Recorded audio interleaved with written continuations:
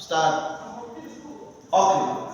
So the standard rate of tax and the higher rate of tax sometimes are very sensitive. So we need to understand the differences in order for us to know how to create the pay slip of situations like that. So I brought it very clearly to explain to you what standard rates are and what higher rates are. So I said these are taxes levied on the income of people whose annual income is 33,800 annually. It means in Ireland, it is considered that people who earn within this range should only pay the standard rate, which is 20% as taxation. But for people whose incomes are more than this amount, the higher rate is supposed to be applicable to their incomes.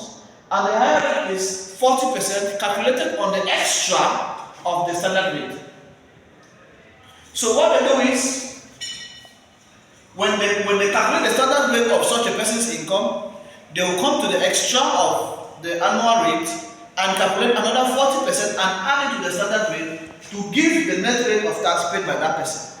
So we have an example here. We said an employee has a salary of 420,000 and he has a personal tax credit of 3,060, a tax credit as an employee of 3,060, and then personal social insurance 4%, universal social charges of 3%.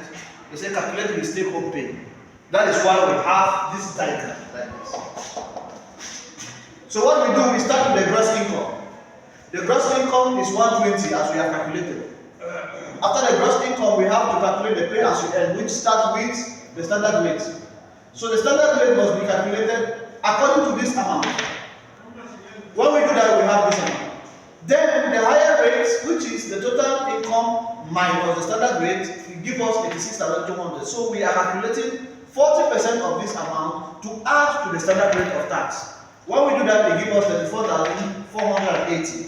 So we add it to the standard rate to give us 41,240. So this becomes the total rate. What do? We minus the total rate from the total income. They give us the balance of 78,760. Then we come down to calculate the tax credit, because the tax credit is a reduction of the tax. So when you put the tax credit together, you minus it from this. When you add it to this remaining balance, it will give you 84,880. When we do that, we come down to calculate the personal social insurance and the universal charges. When you put them together, you reduce it from this net amount to give you the take-home pay of the person. This take-home pay is also known as the disposable income. Because they say disposable income is the amount of money left in the hands of the individual or the employee after the deduction of taxation of taxes. So this is how the standard rate pay slip looks like. In case they ask you an examination, you have to work all of them together to give you the net take-home pay. So that is it.